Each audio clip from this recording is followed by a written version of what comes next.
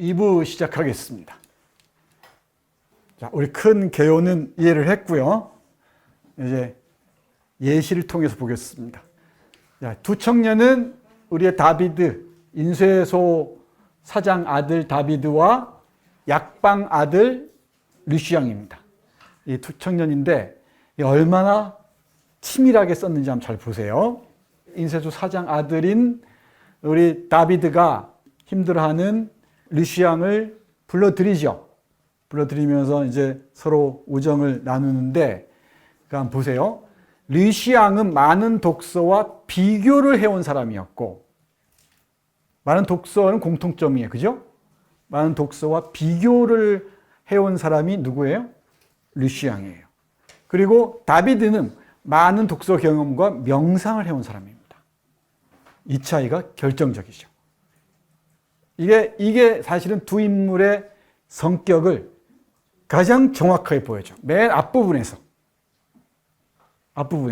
그러니까 르시앙은 비교를 하지 않고서 못 견뎌요. 그러니까 앙굴렘에 있을 때는 그렇게 멋져 보이던 보르주탱 부인도 파리에 가니까 에이, 촌귀족이거든, 그야말로. 이 앙굴렘은 그야말로 아무것도 아닌 게 돼버리죠. 그 으리으리한 살롱이나 오페라나 이런 걸 보니까. 늘 이 비교에 빠진 사람들은 자존감이 부족한 사람들입니다. 늘 누구하고 비교해서 자기를 증명해야 돼요. 그 열등감을 못 벗어나요. 비교해서 자기가 좀 우월하다 싶으면 자신감을 가져요. 제가 해서 늘 자신감은 아주 취약한 감정이라고 얘기했었죠. 자존감이 낮은 사람들이 비교를 통해서 자신을 증명하고자 합니다. 그런 사람은 가까이 하지 않는 게 좋습니다. 이런 사람은 파괴적이에요. 1차적으로 자기를 파괴합니다. 이게 가장 큰 문제죠. 그러니까 다비드는 많은 독서를 하는 건 공통적이에요. 근데 명상입니다. 끊임없이 자신에게 뭘 묻는다는 거죠. 이건 대단히 중요한 차이죠. 이게 두 사람의 성격을 나누는 겁니다. 그러니까 다비드는 자신의 일에 아주 충실해요.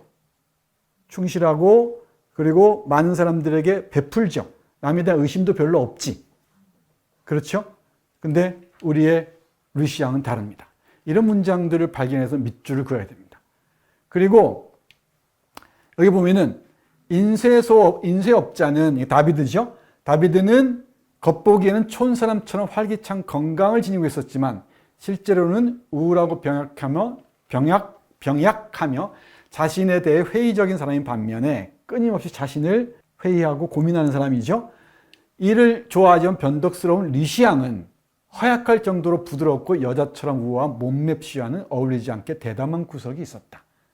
상 모순되는 성격을 가지고 있죠. 이 모순되는 성격이 이 두 인물의 행동을 좌우합니다. 그러니까 남성적이면서도 어쩐지 좀 우울해 보이고 여성적인데도 뭔가 대담해 보여요. 이 모순되는 성격을 동시에 가지고 있죠. 이거 남성성, 여성성을 분할해서는 보이지가 않습니다. 둘 다를 아우르고 있죠. 둘의 관계가 브로맨스처럼 보이기도 하고, 이 다비드의 말 빌면은 너는 나야 라고 얘기하잖아요. 너는 나야 라고 얘기하면서 모든 걸 다 바치죠. 헌신을 합니다. 근데 르시앙에게는 그게 보이지가 않죠. 끊임없이 비교를 통해서 자신의 욕망을 성취해 가고자 합니다. 그게 파멸에 이르는 길이라는 것을 알면서도 불안해하면서도 그 길로 달려갈 수밖에 없었던 것이지. 이게 환등상, 판타스마고리아의 유혹을 제어하지 못하는 근대인들의 운명들입니다. 이런 경우 많이 있죠. 이 권력의 정점이 있으면 무서운 게 없어 보이는데 그게 파멸의 시작입니다. 거기에서 깊은 환멸에서 빠져나올 수 있어야 되는데 그게 쉽지가 않죠. 결국은 자기 영혼 팔아야 돼요. 왜? 불안하니까. 영혼 팔아야 됩니다. 이때는 합리적인 이성의 목소리는 귀에 들려오지 않습니다. 그러니까 초월적인 목소리에 귀를 기울여야 되죠. 이게 근대의 아주 깊은 아이러니라고 그랬죠. 가장 이성적인 합리적인 사회에서 주술성에 의존할 수밖에 없는 상황에 이르는 과정들. 이 아이러니를 어떻게 읽을 것인가. 흥미롭습니다. 두 청년이 맨 앞에 배치되어 있습니다. 이 얘기는 길게 얘기하지 않아도 되겠죠. 그 다음에 리시앙 샤르동과 리시앙 드 리방프레. 이것도 아주 흥미로운데, 샤르동은, 리시앙은 약국집 아들이죠. 샤르동은 과학자예요. 자기 아버지는. 그렇죠? 근데 일찍 죽었죠. 근데 이 과학자가 혁명의 소용돌이 속에서 귀분이었던 자기 아내를 구하죠. 구하면서 그러니까 상인과 귀부인이 결혼을 해요. 이런 상황은 정치적 격동기일 수밖에 없죠. 사회적 변화가 거세게 몰아칠 때일 수밖에 없습니다. 둘이 결혼을 해서 낳은 아이가 르시앙이에요. 그러면은 이 샤르동은 뭐 잘해봐야 부르주아죠. 근데 여기서는 약국집 정도입니다. 여기는 작은 가게 주인이죠. 여기는 귀족 이름이에요. 드가 붙잖아요. 드 또는 뒤가 붙는단 말이에요. 이 리방프레인데 결국 르시앙 욕망은 샤르동에서 리방프레로의 전입니다. 이것도 아주 재밌는 테마인데, 이게 그 지그문트 프로이트의 아주 그 뛰어난 논문 중에, 많은 사람들이 인용한 논문 중에 신경증 환자와 가족 소설이라는 글이 있습니다. 가족 소설 이름만 들어봤죠?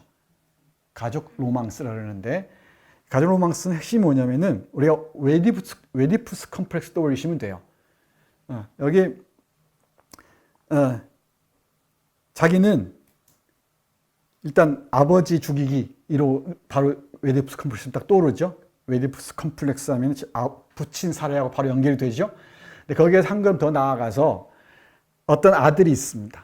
이 아들은 자기 아버지가 마음에 안 들어요. 자기 부모가 마음에 안 듭니다. 나는 그래서 업둥이라는 생각을 해요. 이게 마르트 로베르가 쓴 소설의 기원의 소설에서 얘기하는 건데 아주 유명한 책입니다. 나는 업둥이야. 나는 어버운 자식일 거야. 우리 부모님은 아주 뛰어난 귀족이고 영웅일 거야. 라고 상상을 해요. 그러면서 그 허구적으로 소설을 쓰는 거예요. 그 가족 안에서 지금 있는 부모는 가짜라는 거지. 가짜로 상상하는 겁니다. 그리고 나중에는 결국은 아니야. 나는 어머니만 있고 아버지는 가짜야. 그래서 사생아 단계로 넘어가요. 이게 업둥이 단계에서 사생아 단계로 넘어가는 겁니다. 나는 아버지가 없어. 나는 어머니밖에 없어. 어머니가 날 낳은 거 분명히 보이니까. 이게 다 아버지하고 관계가 되죠. 나는 업어 키운 자식, 업둥이에서 사생아로 갑니다. 그러면서 나는 이제 어머니를 경유해서 귀족 아버지를 꿈꾸는 거지. 자기 스스로 귀족 아버지 되기를 실천하는 과정으로 나가요. 이게 가족 로망스예요. 이런 자들은 신경증 환자들이라는 거지. 그러니까 신경증 환자들은 자기 부모, 특히 아버지를 부인하면서, 부정하면서 결국은 이 업둥이임을 선언하고 결국은 나는 결국 애비 없는 자식이야. 사생아라고 선언하고 자기 스스로가 애비 되고 귀족 되기를 실천해 가는 거지. 많습니다. 이런 사람들이, 환자들 많아요. 명예욕이나 권력욕에 매달리는 사람들은 이런 신경증 환자들입니다. 이게 소설의 아주 중요한 이 베이스 같은 거예요. 여기서 아버지를, 우리의 르시앙의 행로를 보면은 아버지를 부정하고 르방풀의 귀족이 되고자 하는 것이죠. 어머니를 사들을 삼아서. 요 과정입니다. 요 과정. 여기가 여러 군데 나오는데 이걸 부추기는 게 바로 브르즈통 부인입니다. 루이즈라고 애칭으로 불리는 이름도 많아요. 자, 보세요. 루이즈는 자신의 웅변에 의기양양해져서 그런 웅변을 자신에게 고치시켜준 자기의 벤자민격인 르시앙을 더욱 사랑했다. 이게 코린나, 아까 마담 드 스탈 부인의 소설이 있다고 그랬죠? 거기에 나온 인물입니다. 문학과 지성사 세계문학 전집에 이 2권짜리로 나와 있습니다. 스탈 부인의 이 코린나는, 그녀는 쭉 나오고 그에게 국왕도 승인해 줄 테니까 남들이 떠들어대는 소리 걱정 말고 과감하게 아버지의 성을 버리고 리방프레라는 귀족성을 쓰라고 충고했다. 여기 뒤에 파리에서도 계속 이 얘기가 나오죠. 이 귀족으로 바꿔 빨리 이걸 버려야 되는 거죠. 이건 그러니까 계속 이 둘 사이에서 고민하고 갈등하는 르시앙의 모습이에요. 그러니까 다르테즈와 루스토 사이에서, 그죠? 그리고 샤르동과 리방풀의 사이에서 이걸 깨고 나오면서 이쪽 부정적인 벡터로 방향으로 흐르게 하는 게 이 바르스통 부인이죠. 여기에 이 노리새를 당긴 게 여기서 나오는 거죠. 아버지 죽여. 아버지 죽이고 너 스스로 사생아의 길을 선택해. 이 얘기입니다. 그래서 블랑몽 쇼브리 집안의 규수로 우리 데스파르 후작 있죠? 후작을 또 다른 사달이죠. 이 적과 흑의 그 얘기가 그대로 보이죠. 그대로 보입니다. 그 서사 구성 방향이 그대로 보입니다. 후작 부인과 친척간이니까 자기가 그런 혜택쯤은 얻어주겠다는 것이다. 국왕의 인가를 받아오겠다는 것입니다. 국왕만이 귀족성을 공식화할 수 있으니까. 그래서 이게 계명의 필요성입니다. 이름 바꿔. 너 지금까지 너와 다른 인간이 돼야 돼. 이거죠. 자, 그래서 그녀는 이딴 사회 계층을 하나하나 열거하며 이렇게 계층이 다 분화되어 있다 하면서 시인으로 하여금 그가 이런 능란한 결정에 의해 얼마나 여러 단계를 뛰어넘는 셈이 되는가 깨닫도록 했다. 리슈앙이 1793년, 이게 결정적인 해입니다. 바로 1793년 1월 21일 루이 16세가 단두대에서 사라진 날이에요. 이게 프랑스 혁명의 결정적인 기로가 되기도 합니다. 그래서 93년은 이제 상징적이에요. 왕의 머리를 벤 날이죠. 이 왕의 머리를 베고 난 남성 동지들이 불안해하면서 이제 과격한 방향으로 나아가죠. 그리고 태어난 게 또 다른 아버지, 이제 왕이 아니라 킹이 아니라 엠퍼러인 나폴레옹이었습니다. 이 과정도 아주 재밌죠. 정신분석으로 이런 역사를 해석하면 아주 재밌는 지점들이 많이 있습니다. 이게 지금 여기는 지금 왕정 복고 시기예요. 그죠? 나폴레옹이 세인트 헬레나에서 죽고 왕정이 복고된 루이 18세 시대입니다. 그가 이런 능란한 결정에 의해 얼마나 여러 단계를 뛰어넘는 셈이 되는가 깨닫도록 했다. 93년에 공상적인 93년 나오니까 얘기인데 빅토르 이구의 소설 중에 걸작 중에 잘 알려져 있지 않은 게 있는데 93년이라는 소설이 있습니다. 93년. 그 93년도 바로 이 93년입니다. 열린 책들 세계문학 전집에 아주 두툼한 2권짜리로 간행이 됐습니다. 빅토르 이고는 웃는 남자하고 레미제라블하고 이 93년 이 3부작은 꼭 읽어야 됩니다.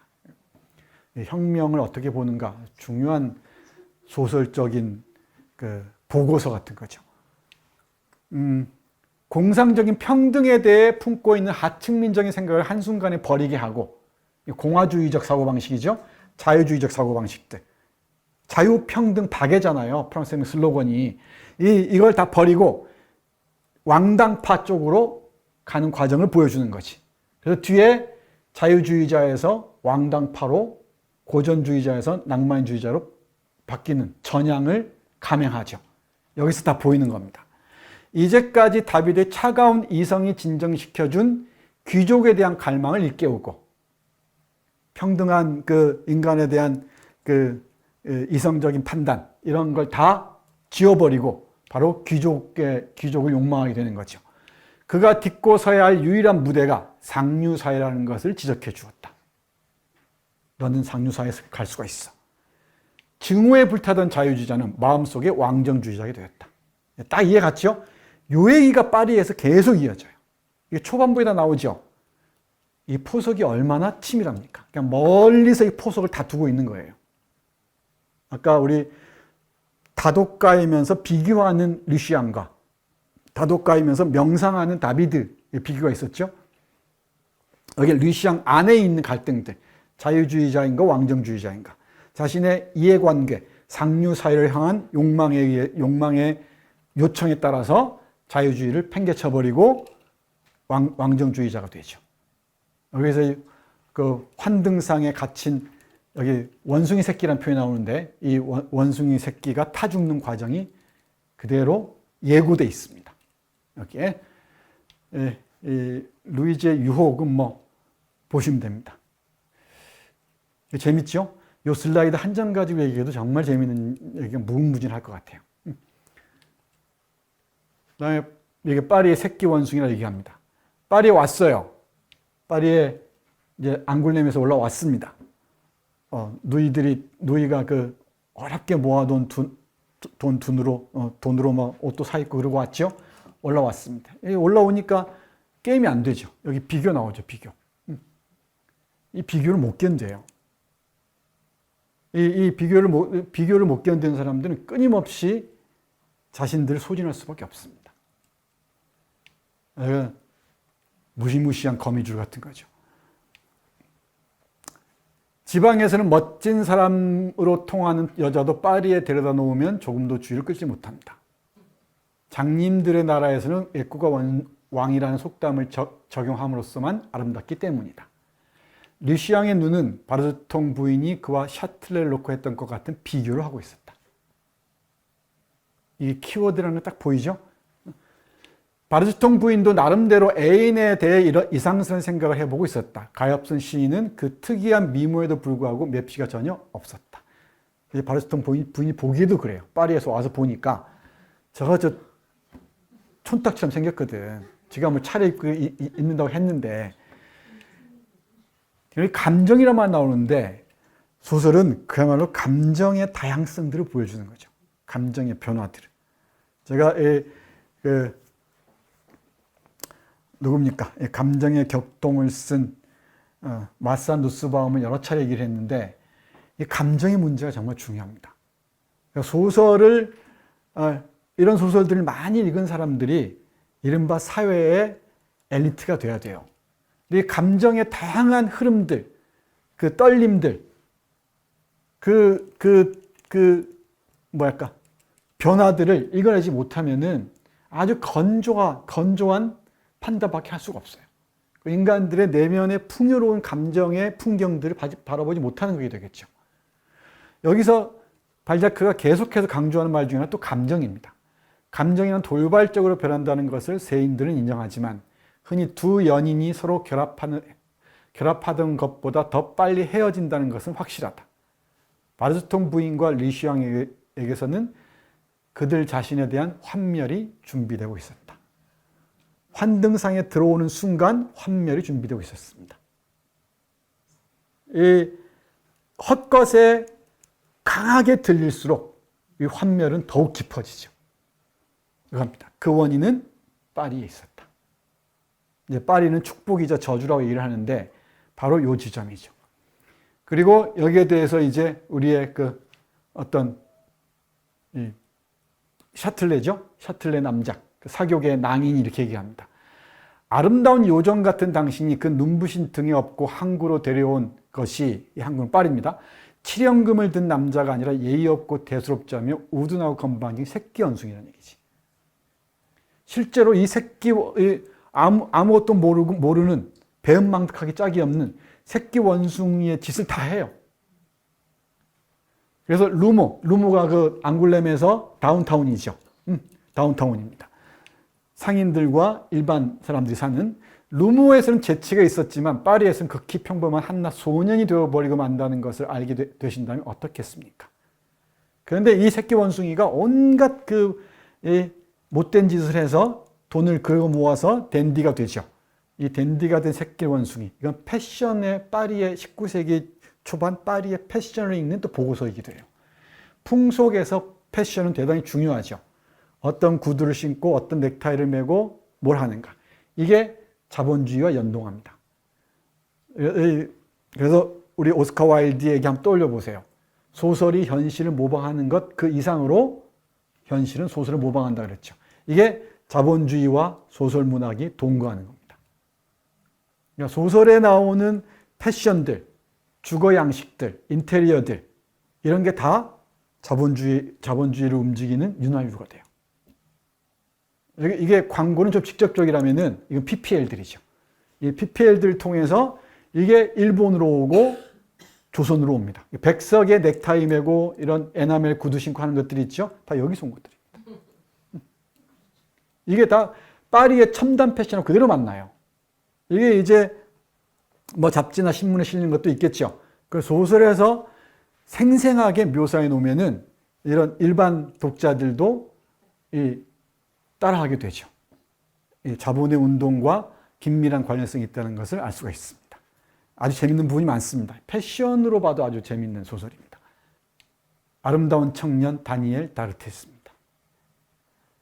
발자크가 꿈꾸었던 인간상 같아요. 나도 이런 사람 되고 싶은데 안 되지. 자기는 댄디가 되고 싶어 했죠.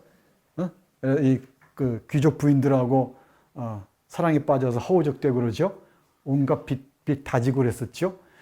자신의 발자크의 마음속에는 이런 청년이 있었던 것 같습니다. 이 소설에서 가장 빛나는 부분 중에 하나예요. 간절한 갈망이기도 하죠. 선명한 이 대비가 그대로 보이죠. 아름다운 재능과 아름다운 성격의 일치를 보여주는 드문 사람입니다. 재능과 성격이 일치하기는 참 어렵죠.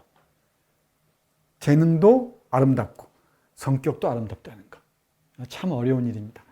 꿈과 같은 일인데 이런 꿈과 같은 인간상을 우리 발자크는 마음속에 두고 있었던 것 같습니다. 다니엘이 얘기합니다. 다니엘은 그래서 늘 경계를 하죠. 그래서 우리 르시앵이 의식할 수밖에 없어요. 근데 다니엘로부터 끊임없이 도망치죠. 도서관에서 처음 만나서 가까이 지내다가 끊임없이 도망칩니다. 도망쳐서 루스토가 의도하지 않았지만 파놓은 그 허방 속으로 빨려 들어갑니다. 천재는 자기 작품에 눈물을 뿌립니다. 발자크의 고백 같아, 고해성사 같습니다.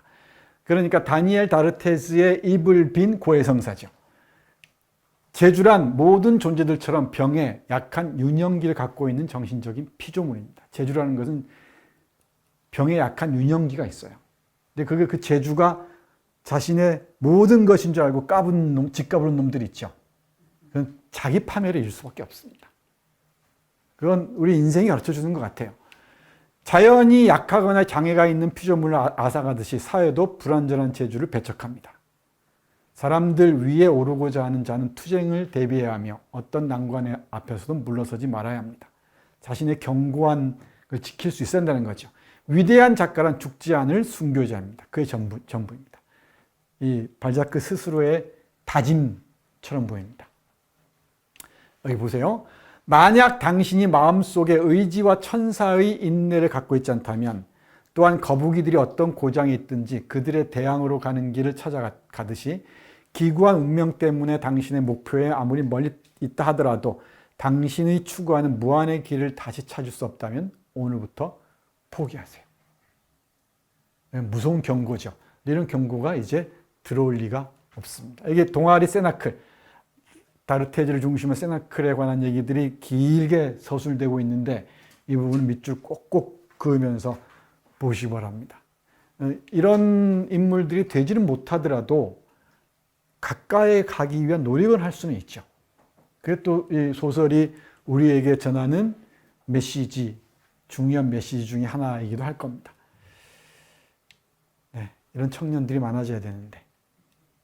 청영 씨, 그렇지? 그리고 이제 하나씩 테마별로 보세요. 문학공화국의 실상입니다. 우리는 그럴싸해 보이지만은 오페라의 이면이 그렇듯이 이 문학 작품의 이면들 이미 상품화하고 있고요. 그리고 이 뒤에서 어마어마한 그 음모, 사기, 위협, 협박 이게 판치고 있죠. 뭘 무대로 해서 신문이라는 첨단 저널리즘을 통해서 이게 그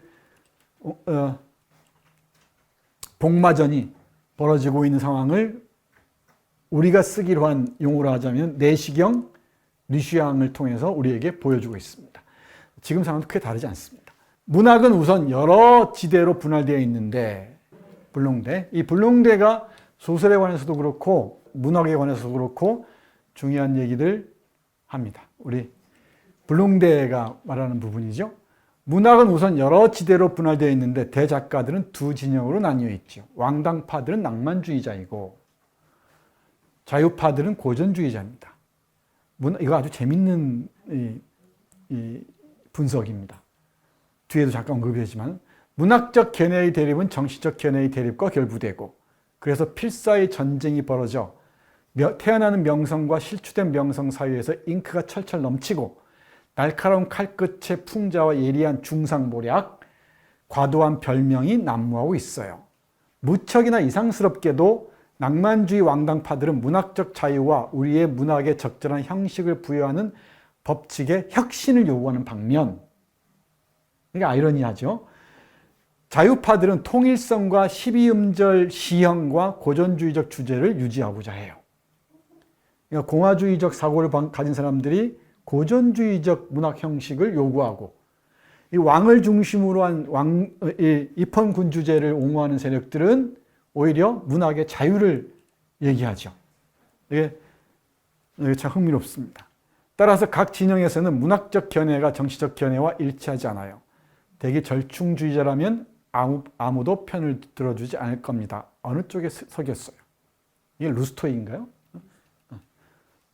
지금 지나고 보니까 루스토 얘기 같네요. 그러니까 루스토가 이렇게 얘기하니까 우리 듣고 있던 르시앙은 또 비교하죠. 어느 쪽이 강합니까? 그죠? 딱 여기에 붙어요. 어느 쪽이 강한 놈한테 붙는 거지. 어느 쪽이 강합니까? 지금 신문 독자나 이런 여러 가지 상황을 봐서는 자유파가 많죠. 자유파가 많은데도 여기는 어느 쪽이 센데 붙으려고 그래요. 그 뒤에서 움직이는 권력의 동향에 민감한 거죠. 낭만주의자가 되세요. 낭만주의자들은 젊은이들로 구성되어 있어요. 고전주의자들은 가발이고요. 낭만주의자에 승리할 겁니다. 이러니까 르시앙은 바로 얼마 있지 않아 전향을 선언하죠. 자신이 꿈꾸었던 앞에서 예고돼 있었죠. 이미 자유주의자, 프랑스 혁명에 환호했던 자가 권력의 향배를 보고 바로 자신의 이 세계관을 바꿔버립니다. 이것도 파리라는 환등상 속에 한 인간이 어떻게 변화할 수 있는가, 돈과 권력의 유혹에서 벗어난다는 게 얼마나 어려운가를 상징적으로 보여주는 장면입니다. 이 르시앙의 정향은 좀 주목해서 보셔야 될 것 같습니다. 흥미로워요. 이런 사람들이 많거든요. 이런 사람들 정말 많습니다. 정치뿐만 아니고 문학적에서도 아주 많습니다. 이게 이런 한 문장 짧게 볼게요. 데뷔할 때부터의 자유파이자 열렬한 볼테르주의자로부터 왕당파이자 맹렬한 낭만주의자가 된 르시앙은 그래서 당시 자유파가 가장 싫어하는 사람이자 자신을 옹호해주고 또 좋아하는 유일한 친구인 마르탱빌에게 쏟아지는 적의를 자신에게 돌아오게 하는 결과를 빚고 말았다.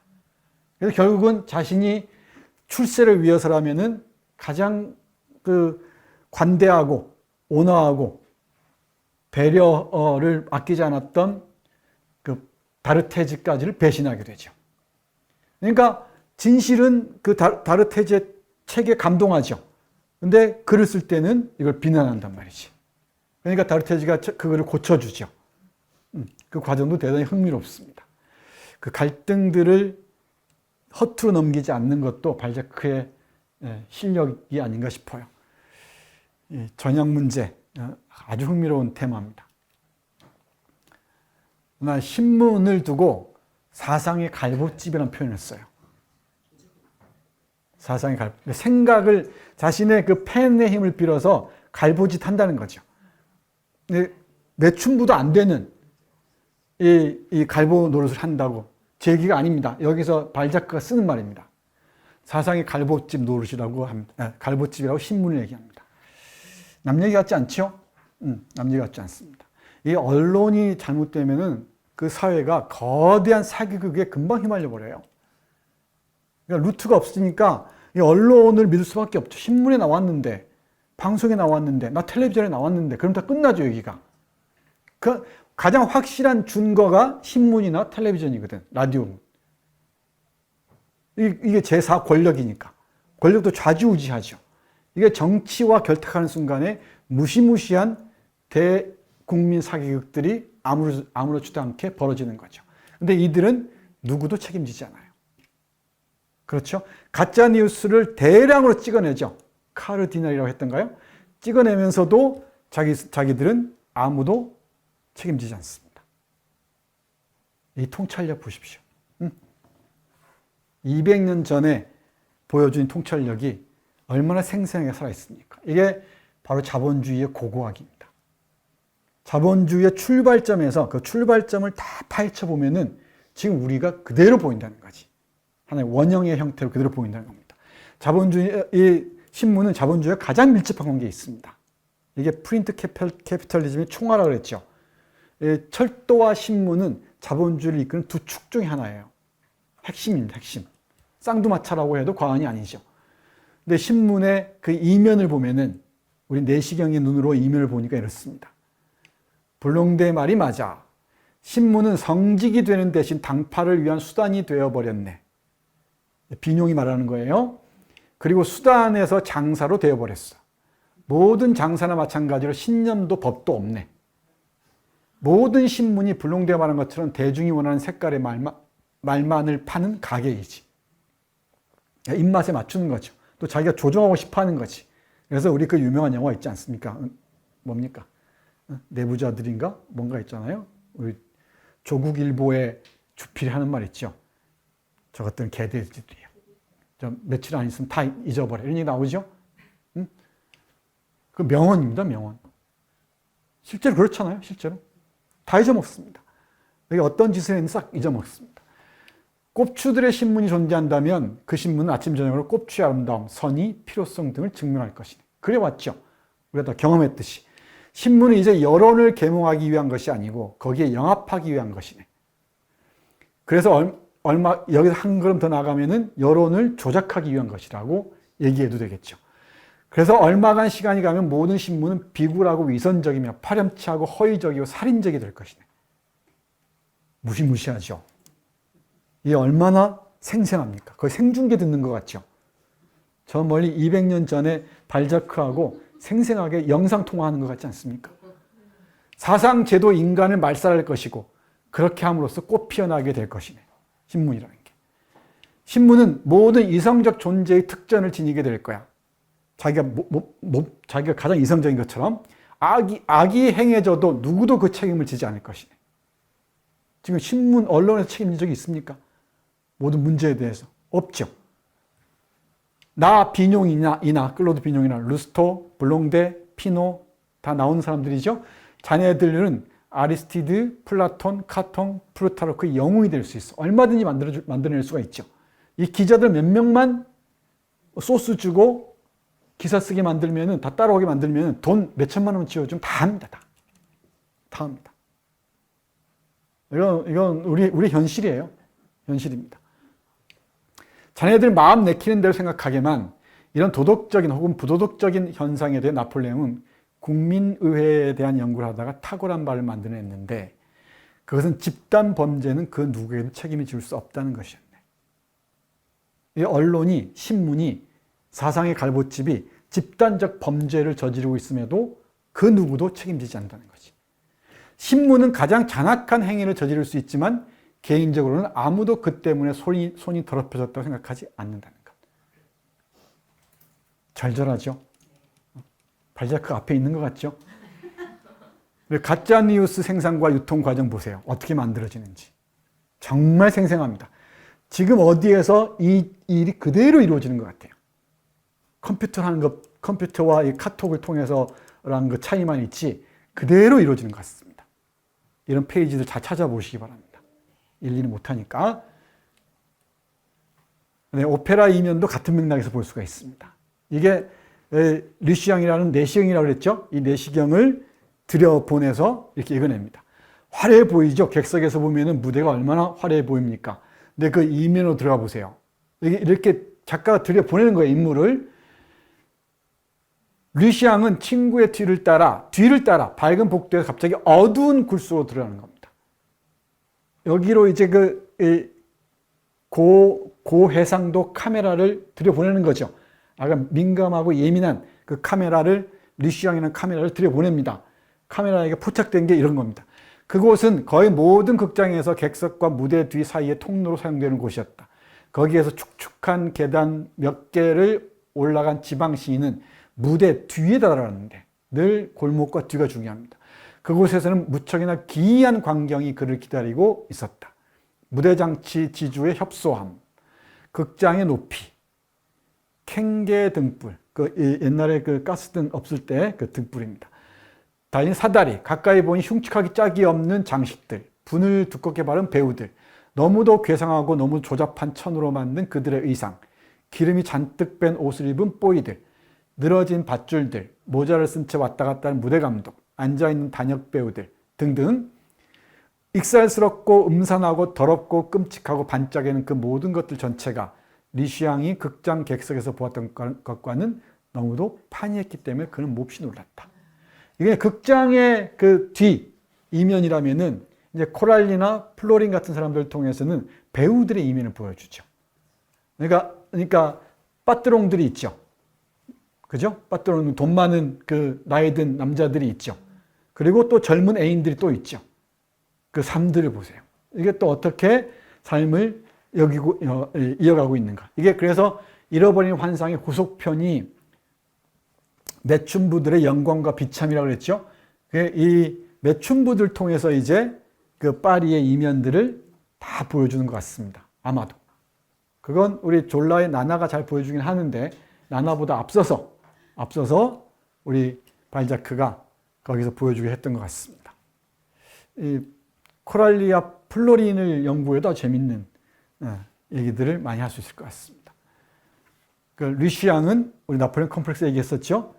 바로 파리의 나폴레옹이었습니다. 근데 가장 부정적인 방식으로. 긍정적인 방식의 방향의 파리의 나폴레옹은 다르테즈 같은 인물이죠.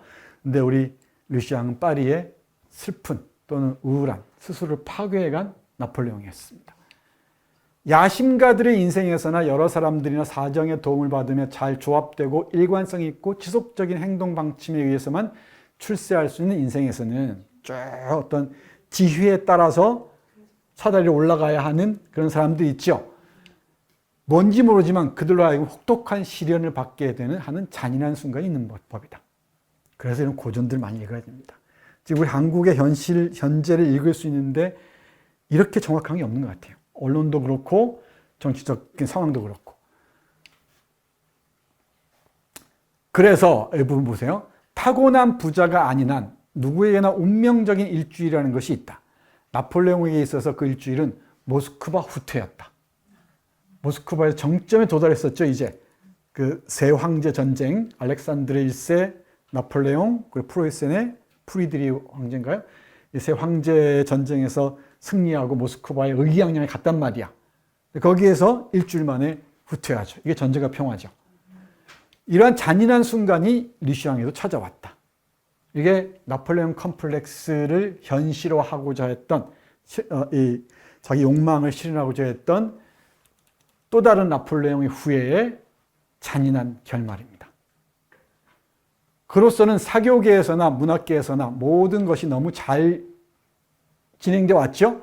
그는 너무도 행복했었는데 이제는 사람과 사정이 그에게 등을 돌리는 것을 보지 않을 수 없었다. 하나 무너지면 와르르 무너져 버립니다.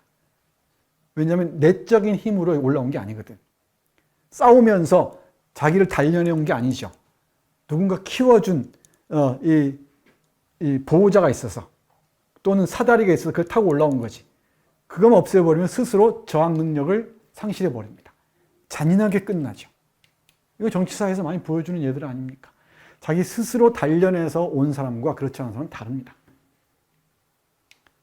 꿈꿔서 왕이 되고 대통령 된 사람들은 그 종말이 참담해요. 우리 발자크가 그렇게 얘기합니다. 제 얘기가 아니라. 그래서 여기서는 지가 잘난 것 같지만 르시앙이 뭐 댄디가 되고 어디 가서 시 쓰고 어쩌고 그런 것 같죠. 그렇지만 결국은 놀이개가 돼요. 결국은. 우리의 이 르시앙은 놀이기에 지나지 않았습니다. 여기에 다르테즈가 에브라는 여동생에게 신랄한 편지를 쓰죠. 길게 신랄한 편지를 씁니다. 르시앙은 자신의 허영심 때문에 처절하게 파멸했다는 거죠. 자기는 더 이상 감당할 수가 없다는 겁니다. 나폴레옹 컴플렉스가 이 소설에서 어떻게 이어지고 있는지 아시겠죠? 그래서 류시앙 결산 보고서가 나옵니다. 이게 류시앙이 에부에게 보낸 편지예요. 아, 파리, 에부야. 파리는 프랑스의 모든 영광이자 치욕이다. 난 거기에서 이미 많은 환상을 잃어버렸다. 이게 제목이 나오죠? 잃어버린 환상의 핵심은 류시앙의 환상일 겁니다.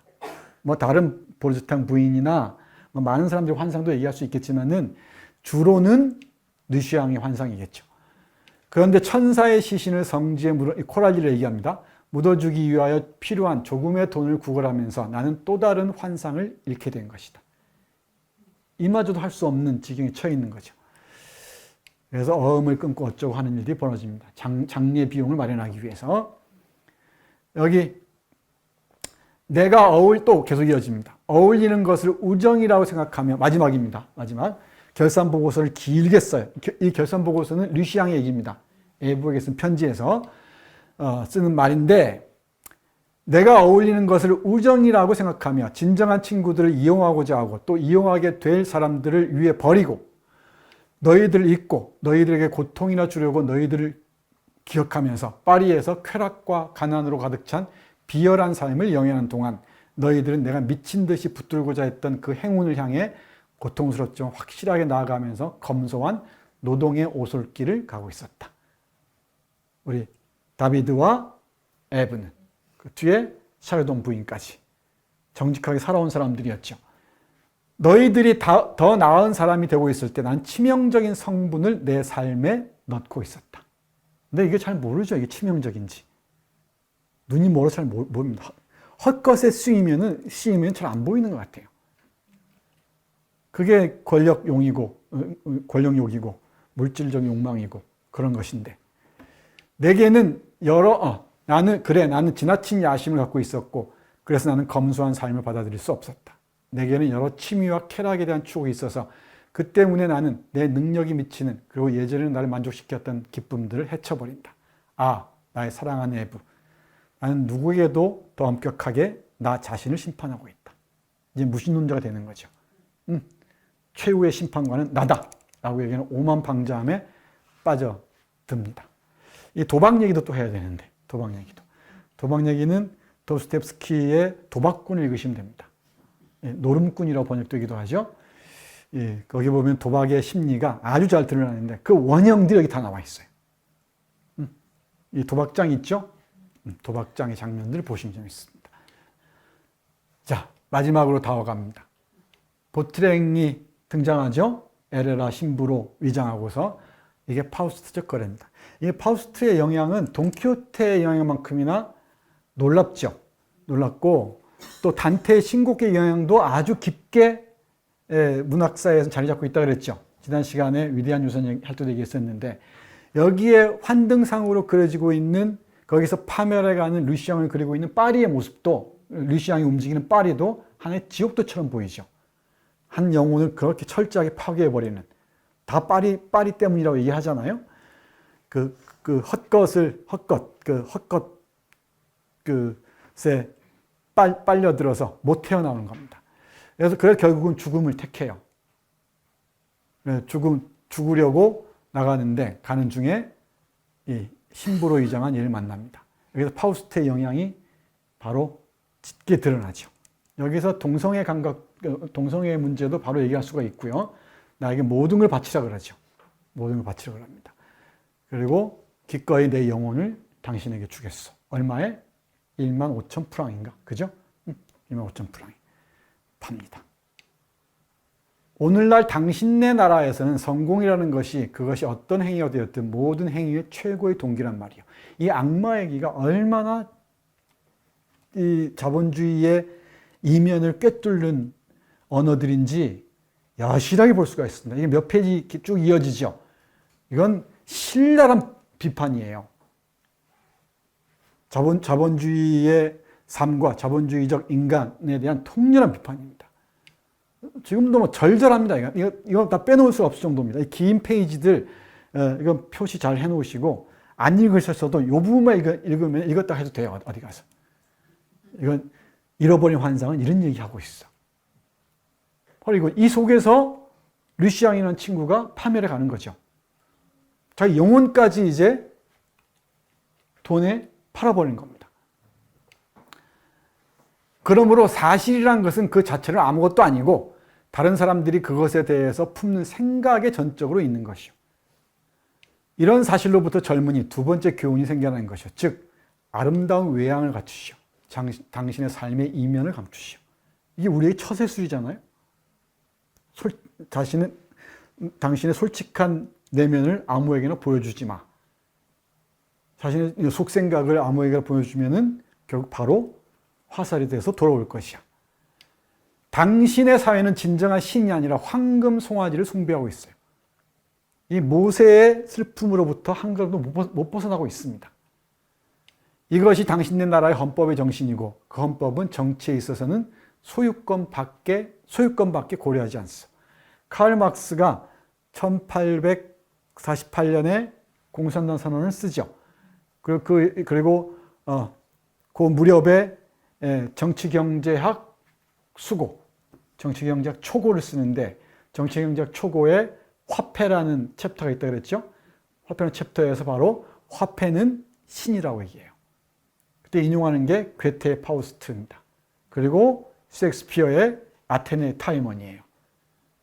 그러니까 이 안진뱅이에게 24개의 다리를 만들어줄 수 있는 신이 있느냐? 신은 화폐밖에 없다는 거지. 전지전능한 유일 신은 황금밖에 없다는 겁니다. 이 송아지입니다. 그러니까 그 마르크스가 그 글을 쓰기 전에 그 고민하기 전에 이미 이렇게 얘기하고 있었습니다. 물론 그런 교양의 수준에 다 알고 있었겠죠. 아마 이 무렵에 막스가 이쪽 파리에 있다가 영국에서 연구하고 그랬을 겁니다.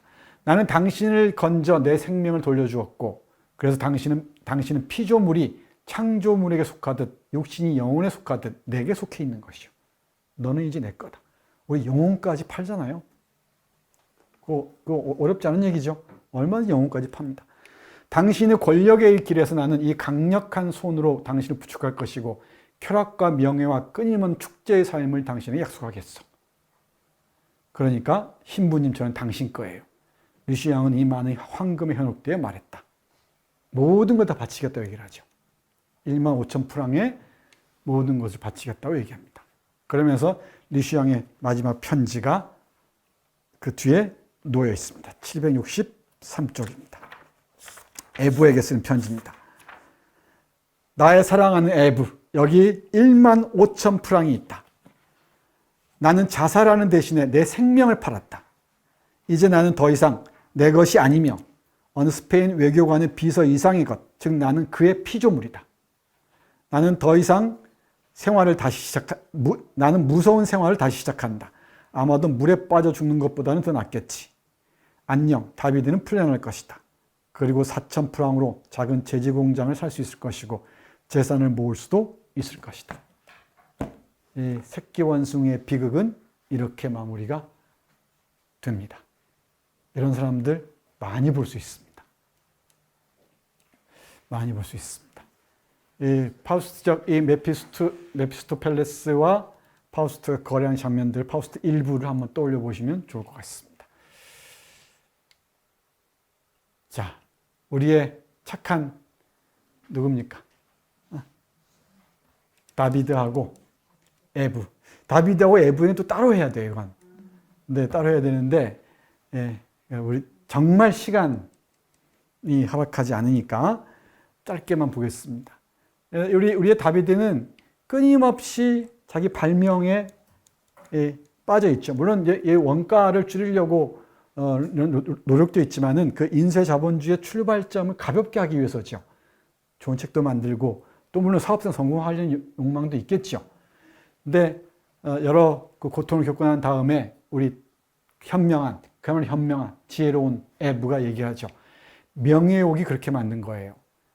여보, 이런 길은 그만두세요. 사람들이 많이 다니는 길을 같이 걷고 우리 빠른 행운을 구하지 말아요.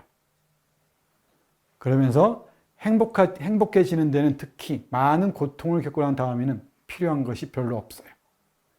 그리고 리슈앙이 자살한다는 편지를 보여주죠. 그런 다음에 나의 발명이 모든 사람들을 이롭게 해준다면 그렇지, 나는 만족이야. 이렇게 마무리가 됩니다. 자신의 발명이 자신의 부를 축적하는 수단이 아니라 이제 모든 사람들이 함께 공유하는 공공재로서 활용됐으면 좋겠다고 얘기하는데, 쿠엔테 형제가 가만두진 않겠죠. 근데 이 사람들의 마음이 중요하죠. 이 사람들이 이제 자기 아버지, 다비드의 아버지가 있는 농촌으로 내려가죠. 포도밭이 있는 곳으로 내려가서 집을 예쁜 집을 사고 거기에서 리슈앙이라는 애를 키우죠. 아이 이름이 리슈앙입니다. 리슈앙을 키우면서 잘 먹고 잘 살았다. 이렇게 끝납니다. 되게 마지막 후일담 같이 놓여 있는 거 아니어도 돼요. 여기서 거래하는 것에서 끝나야 됩니다. 그리고 이제 거래 이후에 우리 리슈앙의 참담한 삶은 매춘부들의 영광과 비참에서 이어진다고 예고해 놓고 있습니다. 번역이 돼 나오면은 읽고 또 얘기할 기회를 갖도록 하겠습니다.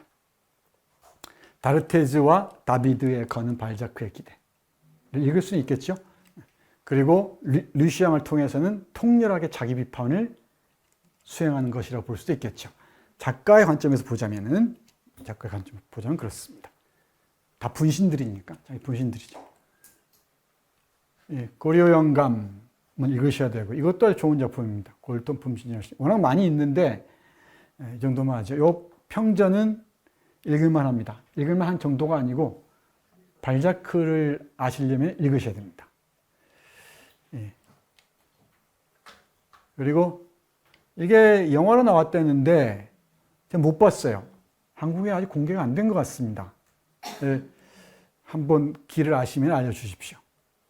한 장면입니다. 어떤 장면인지 아시겠죠?